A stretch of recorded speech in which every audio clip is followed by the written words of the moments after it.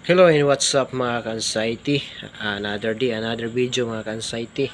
Ngayon mga ka-anxiety, tatanungin ko lang po kayo kung ano-ano nga po ba yung mga pangarap nyo po dati na hindi natuloy dahil sa mga hadlang or may mga pagsubok na dumating sa buhay natin mga ka-anxiety. Dahil ako po para dati mga ka-anxiety, pangarap ko po maging isang sundalo mga ka-anxiety.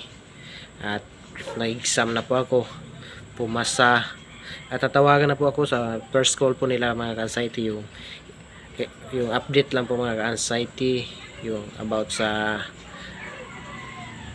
pangalan, status, edad, o ano pa yan mga etc dyan mga ka-anxiety. Yun po, natawagan na po ako at inaantay ko na lang po yung na may sali na po ako sa lista para mag training na po mga ka-anxiety. Pero hindi ko na po alam sa ngayon mga ka-anxiety kung kasama po ba ako sa lista or naisama po ba ako na kasama sa pag-training ng mga ka-anxiety, dahil hindi ko na po alam mga ka-anxiety. Hindi ko na po tiningnan dahil nga po nagkaroon po tayo ng anxiety. Hindi na po natin kaya na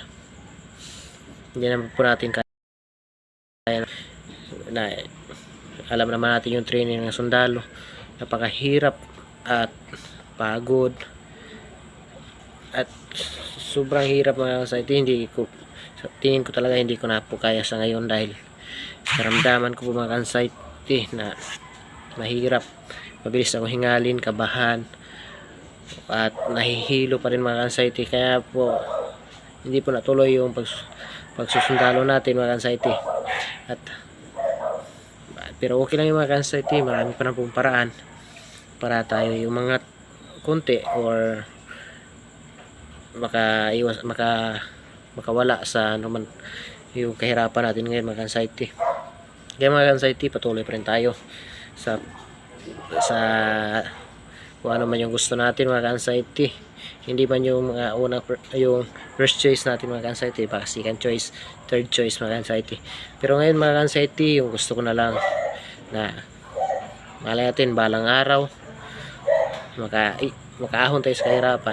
Gustong gusto ko yung pangarap ko talaga, yung lahat ng may anxiety may tipon ko sa siyang shelter mga ka-anxiety. May tipon ko lahat at doon kami magsama-sama, lahat ng may anxiety magsama-sama sa isang lugar para mapag-usap, para paano labanan yung anxiety, maiwasan.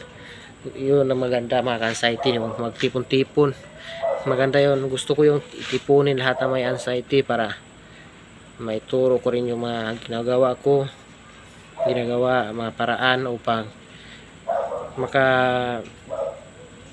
medyo makaalis ka sa isang sumpa, parang sumpa kasi itong mga anxiety, pero pagsubok lang to na paano iwasan, paano ma-handle yung overthink, lahat ng mga sintomas ng anxiety.